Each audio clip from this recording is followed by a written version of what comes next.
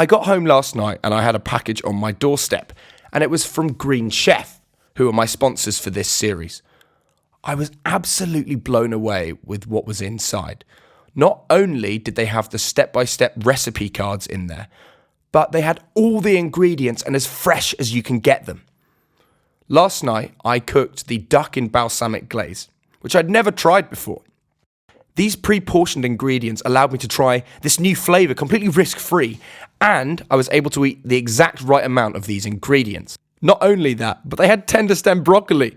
How many other food boxes send tender stem broccoli? It was unbelievably delicious, and I can't recommend it enough. Their high-quality, fresh, seasonal ingredients just blew me away. And it's allowed me to eat consistently and have a routine whilst eating healthily. So get 40% off your first box and 20% off your next 3 boxes with the code GREENSTRONG. That's GREENSTRONG for 40% off your first box and 20% off your next 3 boxes.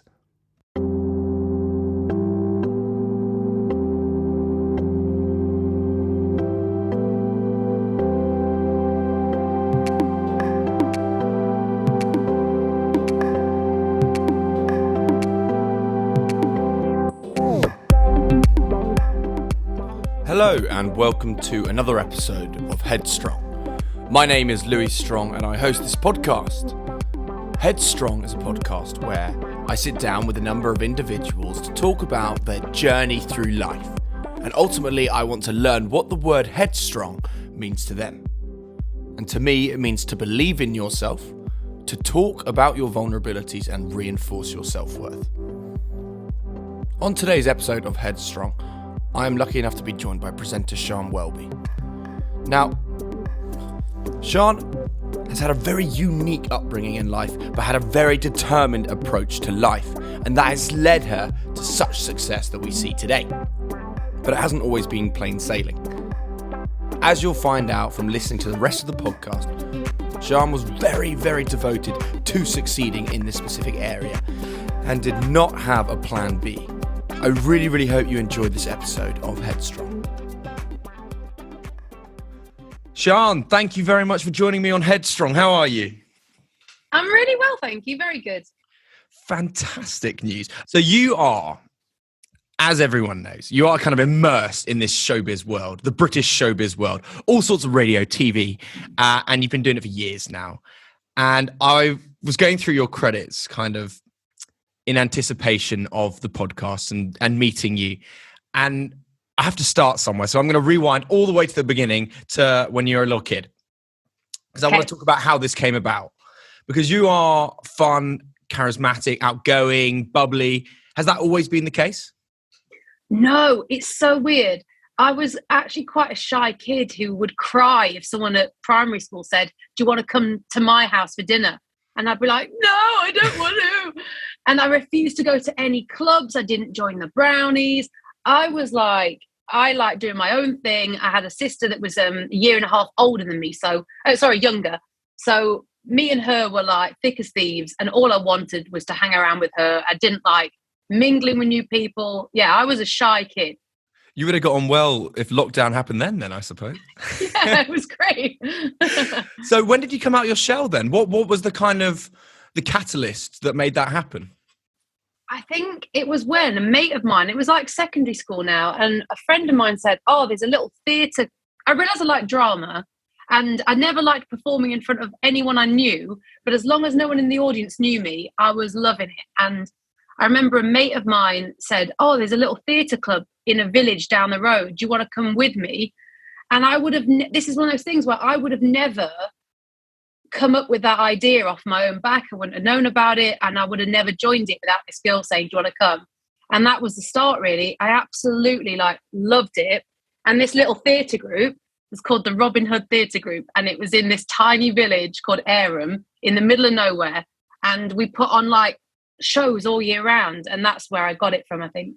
Naturally near Nottingham, obviously, for the rogue listener that wasn't aware of that.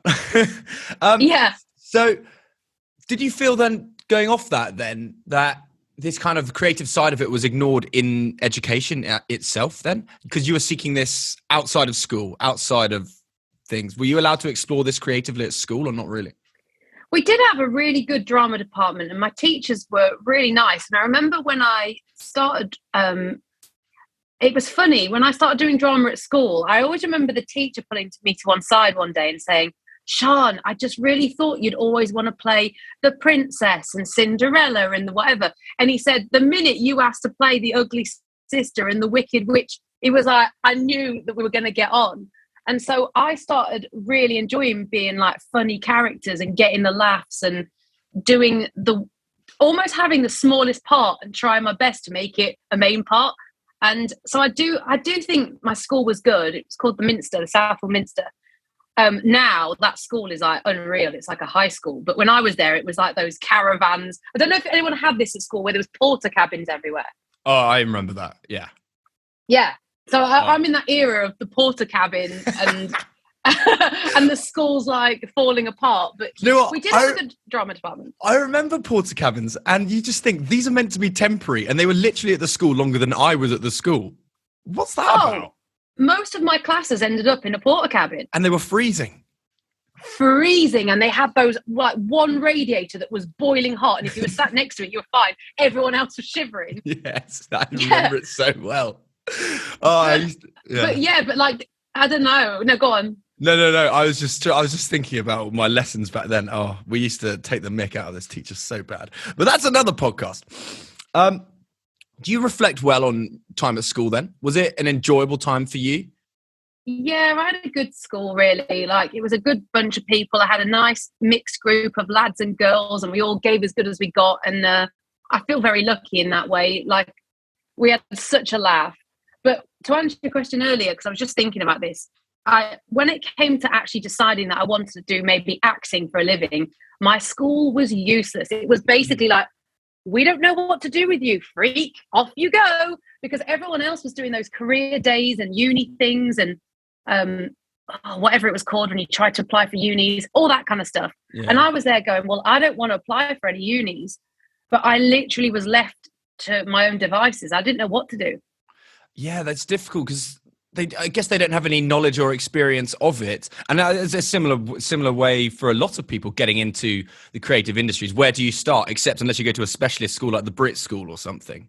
The guidance is very difficult, isn't it? Yeah, and I feel quite passionate about it, really. As someone that's come from like a really small town in the East Midlands, it's honestly the unknown. London feels like a fantasy land where you think to yourself, well, I'd like to get down there, but God knows how I'm going to do it. And I remember, like, I did try to audition for drama school, and I literally couldn't afford to do any more than 3 auditions because I had to get down there. Sometimes it was a 2-dayer, so you had to presume you were going to get through day 1. So then you had to stay somewhere. The auditions themselves cost 50 quid an audition, and I was skint. I know it's financially challenging. That's what I wanted to talk to you about as well, is doing these auditions. Which drama schools did you audition for? I remember I did Mount View. I think I did Guildford and Guildhall. I think they were the 3. And how did they go? Oh, I remember it being so mad. Like, one of the auditions, I just remember a woman beating a tambourine and saying, be a tree. And we all had to turn into these. And I thought, this is mental. This is batshit. And I remember not really feeling that comfortable at these auditions at all. And I remember having to, even just to get an audition, you had to like audition for an audition. So you had to do like a song, a monologue and whatever to just get in. And then when you were in, you did the actual audition to get to the school. And they were just mad. I remember them just not, if you were partnered, one day I was just partnered with a weak group. And I remember thinking, well, this has blown it. I'm not going to get in now. And it felt just horrific. So you got turned down on those 3 occasions, and I suppose it was financial as well then. How did you cope with that rejection the fact that you didn't get in? What was that like for yourself? It was kind of like, I sort of said to myself, I didn't properly go for it. And I thought, I need to do it properly. I need a better song. Because I remember my song needed a piano for the rhythm because it was more of a speaky type one. And then when I got in all the auditions, I found out there was no piano. So I just sounded... You're on American Idol. I was literally like, what a person like... No, it was bad. So I remember thinking I need a better song, better monologue. My comedy monologue was good, but I didn't like my Shakespeare one. And then I remember thinking I'll get a job, go back, and I'll do like 10 auditions when I've got some money. And you didn't, because I never did it. Things went in a different direction. But let's 100%. talk about when you were working back in a shop. What was that experience like, knowing, because you've talked about it before, where it's kind of like you're living this one life over here, but you're kind of wanting this part over there. Was it just a matter of kind of manifesting it to yourself and going, this is what I am going to do? Yeah, there was basically no plan B. It was like, and no one really knew what the hell I was doing. And the people at the clothes shop were so confused. Like, they never really had anyone there that was like, yeah, I'm here for a bit, but then I'm going to drama school. And they were all like, yeah, all right. Next year I'm still there. Year after I'm still there. But in my head, I was making little bits of progress, and I was doing more and more, little presenting jobs, a lot of online stuff, a few little bits for telly here and there, nothing massive. But I was getting quite a good show reel of stuff. So in my mind, as long as I was progressing, and I sort of gave myself a target every year to do a slightly better job, a bigger job. But I was stuck in that shop, and it was like 5 years. And I thought, God, when is this cut off? Because if I don't make it soon, and in my mind, making it was just getting that break to do it full time of some sort. I thought, well, what am I going to do? Because I don't want to, I'd never planned to work in a shop. So it was like a do or die. And I'll never forget, I got it was the Chinese New Year, and it was 2010. Yeah. And I remember going to a little Chinese shop, I went to a Chinese restaurant, and they gave me this calendar, and it was my year. Weirdly, it was the year of the tiger, I think I am. And it was just such like a movie moment where it's like, and then the calendar said it all. But I realized it was my year. So I thought, right, this is a sign. If I don't make it by the end of 2010, I'm going to jack it all in and start focusing on a proper job. And by fluke, by that November, I'd got a job as a weather girl. Happy days. Yeah, weird. So were you doing all of this without an agent then, doing all these small bits and bobs unsigned? How was that then? It's just like a hard graft, isn't it? Yeah, it was. At the time, you could join websites where you'd upload a picture and a bit about you, and then eventually a video, and it was like a sort of, for actors, they have that book, don't they, called Spotlight, and it was similar. In fact, there was an online version of Spotlight, which I think was called Star Now or something, and you would just have your profile up there, and you just apply. And I was lucky that I got quite a few jobs through it. Basically, I then went on a mission to try, and I thought, this is what I need now, an agent. And I saw on Facebook a competition to get management for a year. And so that was then my new focus. And I came down to London, and I made like this video, and basically whoever got the most likes won the competition. What did you do then? Did you make a video? Yeah, I made this video in Soho Square, and it was so weird looking back. I just went around poking strangers. That has not aged well. No, it has not aged well. And basically, it was back in the day, I mean, many years ago, if any TikTokers are listening to this, they won't know what this was, but on Facebook, you could poke people, couldn't you, to get their attention? Yeah. So it was an in-life Facebook poke. That was my whole concept, and it seemed to work. Did you get it? Yeah. You won it? Back of that. Well, I actually can't remember whether it was tied, but I remember getting to the final 3, and it had so many likes on Facebook, and people kept sharing it. Mostly my mates and my mates' mums going mental all night, all day, sharing it. Because everyone was now at this point like, Sian has got to make it. So when I say it didn't go viral in the sense of, wow, the video is so good, it was more that I had a select few of amazing family friends and mates' mums who went possessive with it and obsessed, and they just spent all day and all night getting likes. I love that. That's good. It's nice to have that little support network behind you. Now, you said there, yes, Channel 5, weather, there we go. Where did the ideas come from? Or was it just like, I'm just going to give it a go for all the comedy and the banter? Because It's so expertly done. I like because I remember when it happened, and then I rewatched it, like prepping for this, and I'm like, I would have probably corpsed, you know, Yeah. like the Star Wars one. You got so many in. Honestly, it became, the thing was, I'd been doing it for ages, but just between me and the crew. Just Because on the down low. yeah, because like in all honesty, when I got that weather job, it was my break, but it was like a mixed emotion of going, what weather? I'm not even good at geography. Like I did it at GCSE and didn't do it any further. No, I didn't do it past year 9 because I hated my teacher. So I'm terrible with place names. I was awful at geography. I knew nothing about weather. So when I got that job, I thought, oh my God, how am I going to do it?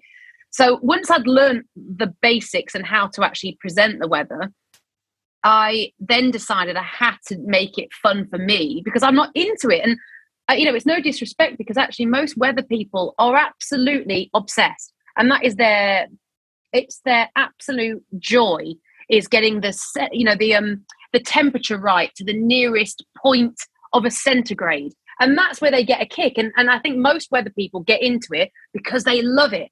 So I felt like a fraud because I was doing it, but I didn't really care. So I just tried to make it funny and I started doing these dares and sneaking. It started with sneaking words in, then sneaking song lyrics. Then it became those puns.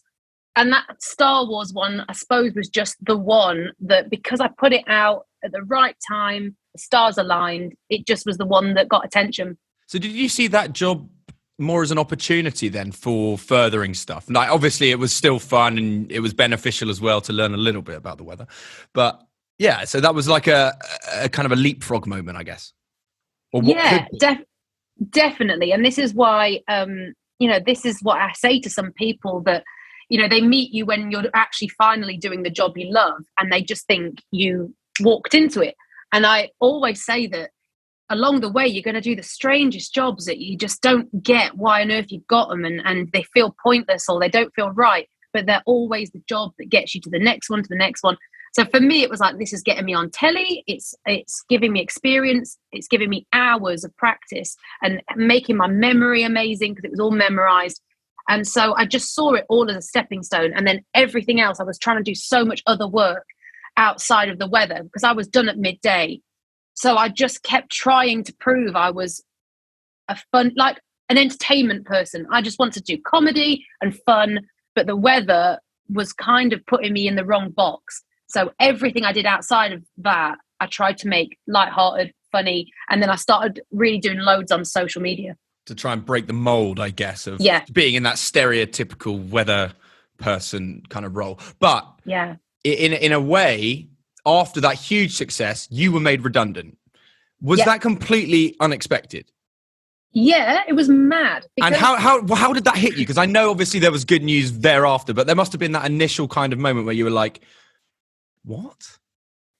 It's so weird. It's like it's a blur because, I'll never know legally what should have happened, but I think I signed a year's contract the day before, and then the next day they changed their mind, and suddenly the Met Office was providing the weather because it had just lost its contract with the BBC. And suddenly they were like, we'll do it in-house, we'll use our presenters, we'll do it for this price. I don't think Channel 5 could turn it down. So I went from signing another contract to it going. It was gone. And I was like, what? But I can't even tell you, I didn't have time for that to sink in because that same afternoon, I got the call from Heart. So it was so weird. And so I was so all over the place. I didn't really know what was going to happen, but I kind of, again, trusted the universe with it and thought, oh, okay, maybe I'm supposed to leave this job. It was so weird. So weird. You didn't even have time to process it then. You weren't already sat at the bar 3 gin and tonics deep. Like in the movies, asking for another scotch. And then you get rocks. the phone call. Hey, now? You want me now? I'm ready. I just jump into the yellow taxi and there I was. Yeah, it wasn't really that sort of movie star way, but it was surreal. And it did feel like, I think I was so ready for change. And that was another thing where I had done that job for quite a few years. And I just wanted to get out of it so much. So I don't know. It's weird. I can't really remember the emotions of it all, but it was a whirlwind. Are you somebody that gets itchy feet then? So, or was it more because you weren't in love with the job? A bit of both. Like, yeah, you're right. If I love the job, I'm very happy. But yeah, I'm always wanting, there's always a niggle in me going, well, come on, I need a new challenge. Without sounding cocky, you start being terrible and so nervous. And, you know, I was getting into work at 7 a.m. to do weather at 10:30 in the morning because I needed so long to prep, and had to rehearse. And it got to the point where I was rocking up 5 minutes before the forecast and just doing it first take. And once I'd got good at it, I was ready to be bad at something again and feel those nerves. Yeah, I suppose you like to push the boundaries then. And what's next? And that led you to obviously hosting radio for the first time, and it was your own show, right? Now, What I want to talk about is comparing a show where you're hosting it on your own to having that support of other hosts with you. How would you compare the two experiences? In all honesty, learning to do the desk and present on my own for Heart Radio was probably the hardest thing I've done in my life, to the point where I'm sure I was on the verge of a nervous breakdown. And I'm not exaggerating. It was so much to take in. It was like never sitting in a car before and being told to drive and do the roundabouts and the motorway and the reverse park at the same time, going through a whole Shakespeare play and sounding natural and timing everything you say to perfection. So it was so many things to think about. I cried so many times thinking, I finally found something that's too difficult for me. And I'm never a quitter. And I've always been like quite proud that I will give something a go and get good at it. And I thought, this is too hard. It was horrible. And it was so frightening because one day you can't ever properly practice because there's certain things you can do in the studio while it's not on air, but you can't ever do the show properly until it's live because of the way it works, the buttons and everything. And I remember thinking, I've got a 3-hour show. What the hell do I talk about? And I honestly wasn't given that much direction. It was like, just be yourself, make it fun, talk about the artists and just be passionate and be funny, but keep it to 46 seconds. And it was the hardest thing I've ever done. And every day I was so nervous and I made so many mistakes and I sounded ridiculous because the second you put those headphones on and the mic's close, you start talking like this. Hello, it's Sian. And I don't think I could bring myself to listen back to any early shows. It would be disgusting. Did it ever get so overwhelming then that you I know you're not a quitter, but did you ever think maybe this really is too much for me? And then how did you cope with this? What was your cope? How did you cope with these feelings?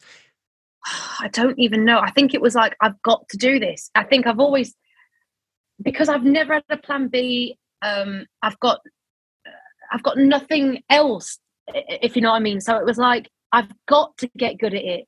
Failure wasn't an option because if I haven't got that, I've got no job. I can't live in London and I've got no other options, no connections.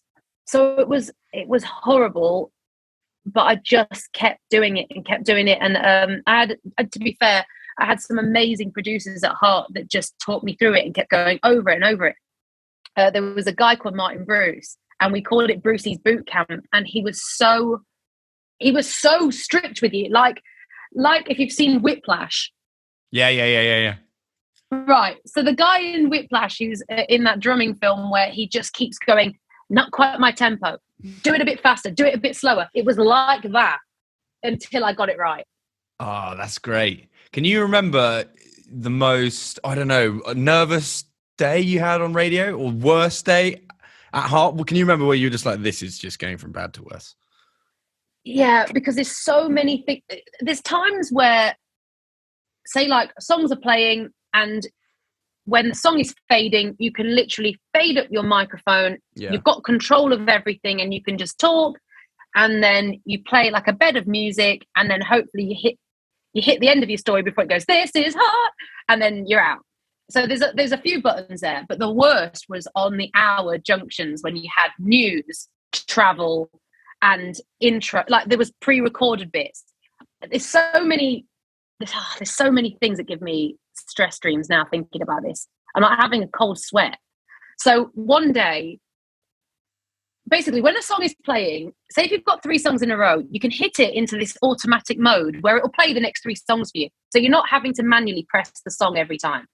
But when it comes to that news junction, you have to take it out of that automatic mode, or it's just going to play everything at once. And I did that one day, but at the same time also pressed the buttons out of sheer habit while it was already in automatic mode. So I ended up hitting a news junction, and it was probably the worst story ever, like, and 17 die in a car bomb. And at the same time, I was playing Pharrell Williams, because I'm happy. And I couldn't stop it. I didn't have the knowledge to stop it. I didn't know what was going on. And so Pharrell played through all the negative news. And I thought I was going to get fired. No. But you didn't? Nah, I survived. Oh, my word. Yeah, that is a shocker as things go. But hey, you got to learn on the job. You do. And everyone said, you'll never do that again. And I didn't. So I think it's one of those like moments where everyone's done it, and you have to almost, on that job, you have to make the most embarrassing mistakes. And unfortunately, your name's attached to it. Everyone's going to always presume it's you that's done something stupid. But you do only do the mistake once, and then it's a new mistake next time. So with part of doing radio as well, you've obviously, oh God, I can't even think about how many people that you've interviewed basically now, and how many things that you've hosted. But you most recently, as you said, you did the Jingle Bell Ball, which was probably a bucket list moment. 100%. That's pretty cool. How did you find the first experience? Did it live up to your expectations, or did it surpass them? Oh, yeah. I mean, I've never seen or been part of something of that scale. I'd never even been and watched a ball. Even when I worked at Heart, you just couldn't get tickets. It was like gold dust, and Heart and Capital are in the same building. We're all part of the same company. And it didn't matter. Those tickets are impossible to get. So to go from never even watching it to now hosting it, it was just like a dream come true, really. And the scale of it, the amount of artists, backstage was just as crazy as you would. I don't know if you ever remember that opening montage in a Austin Powers movie where... Oh, I love it. Do you know what I mean? Yeah. Where you've got Britney walking past, and then Tom Cruise is parachuting in. And it was like that. Ladies and gentlemen, Quincy Jones. It literally was everything was going off, and everyone was famous, and even the punters that were walking past you, it was like the Beckhams, or it was Peter Crouch or whatever, and they're just mingling. They're just as fangirly and fanboy as the rest of them. Yeah. Hoping to see Ed Sheeran or hoping to bump into Bieber, and that vibe was mad. Okay, you've stolen my next question. Was the Biebs was there? Okay. What was he like? Did you speak to him? No, he is. Gutting. He's just. He's a movement. He's like an apparition.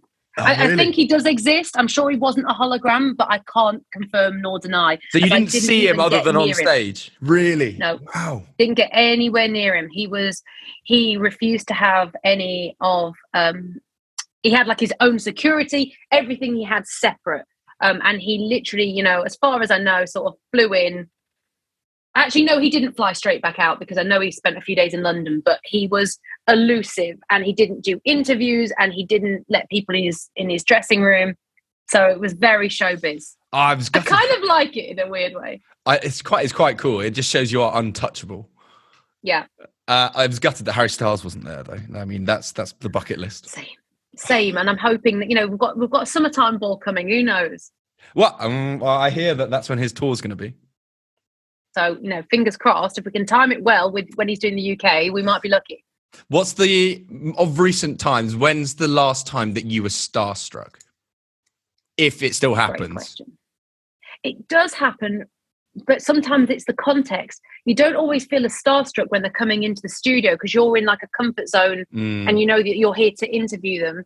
Sometimes it's when someone catches you off guard. What, you're like picking up your sausages at the butcher. Yeah. No, but it's so weird. I'm just trying to think. I remember like a moment I always talk about, and it's so mad when I think I've met so many people. But I was interviewing Rowan Atkinson, as in Mr. Bean. Yeah. he was coming in to talk about a movie. I think it was Paddington or something, but he was in with this other actor, and the other actor was stuck in traffic. So it was me and Rowan Atkinson just sat in the studio, and it was a little bit awkward because we couldn't really get going and started. And I was trying to make a bit of small talk, and I just suddenly was like, "Do you want a cup of tea?" And he went, "Oh gosh, I would love one." And I was like, "How do you like it?" And so I ended up just coming out of this studio before it even started and just going to make Mr. Bean a cup of tea. And it was like such a nice moment. I thought while I was there, the other actor was Ben. Ben Whishaw? Yes, yeah. And while I was in the kitchen, I thought, you know what? Everyone likes a cup of tea. I'll make him one in case he comes in and he's desperate. So I come back with these cups of tea. And as I do, Ben comes in all flustered. And I went, "Oh, Ben, I've made you a cup of tea." And he was like, "Oh, my God, save the day." And it was like the nicest moment where we were all just having a cup of tea, and we just spent a few minutes just drinking that before we started. And it was kind of a funny, surreal moment. But yeah, simple. That's good. I like that. So talking of all this as well, given the kind of exposure that the show business has, it gives you the opportunity to have another platform in social media. And as you said, you were using that beforehand. How conscious are you of what you post and what you show to your followers? Because you have a kind of a responsibility as such. I mean, I know that there are bigger people, like whatever Justin Bieber posts is slightly different to what you post, but still, you still have that responsibility. Yeah, and I've always felt it, and I've always tried. I mean, you can't always get it right. I've always tried to stay out of politics. I've tried to stay out of anything that's too controversial. But at the same time, you can't have a following and you can't have respect if you don't let people know who you are and what you stand for. And sometimes, in general, a lot of my stuff is very lighthearted and silly. Every now and then, I think I've got to stand up for something here, or I need to show my followers that I care, or that this isn't good enough, or whatever it is. Especially since doing Capital, I've got such a young sort of teenage girl audience that I feel really responsible for, and I just want to always give them the right kind of motivation and be a good role model. And I think some people go, "Well, I'm not, I don't feel any pressure to be a role model. I'm doing whatever I do."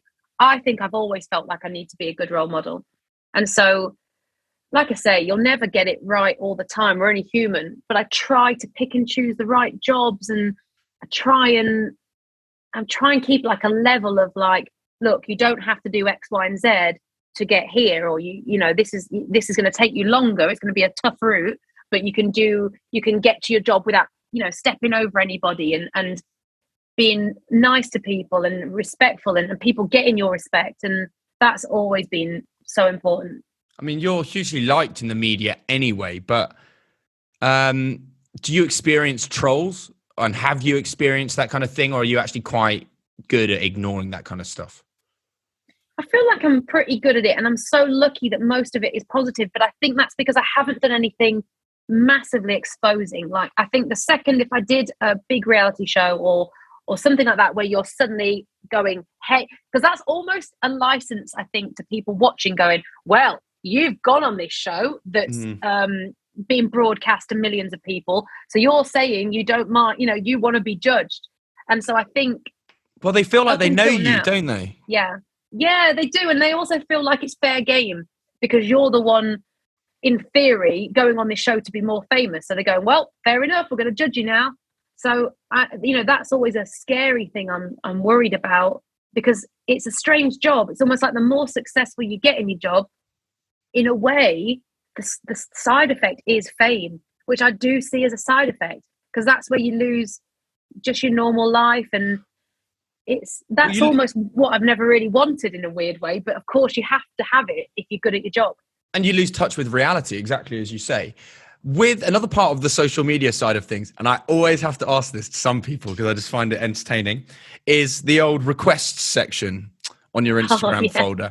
How often, I know you're in a very happy and loving relationship, but do you ever get any blue tickers sliding in there?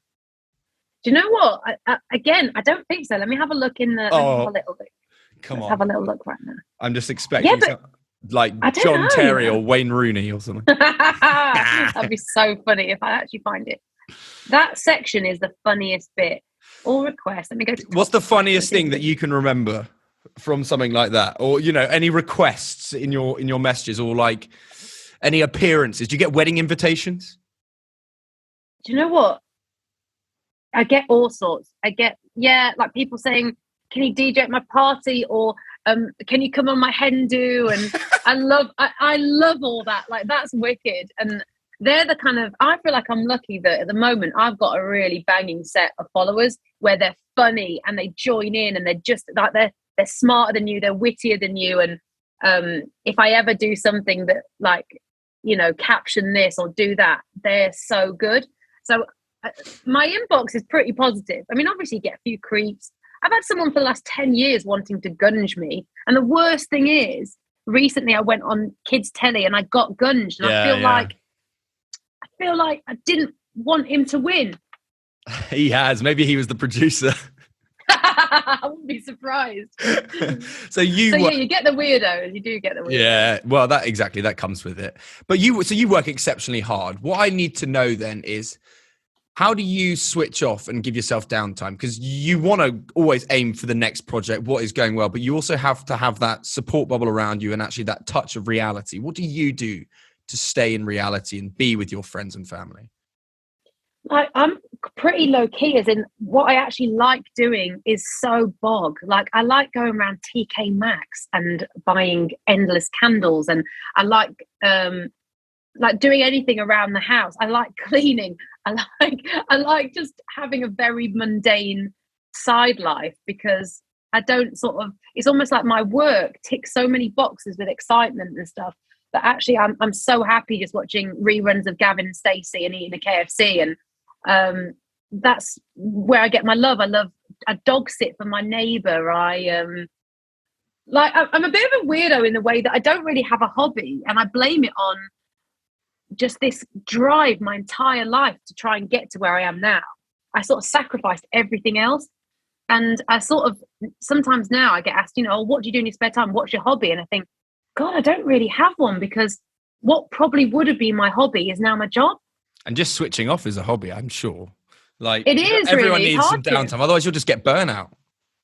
Well, yeah, and it drives my boyfriend mad. He's like, oh, stop filming everything. Because if I see, I'll just see like a pigeon doing something weird in the road, and the next thing he's turned around and I'm like halfway down the street still filming this pigeon.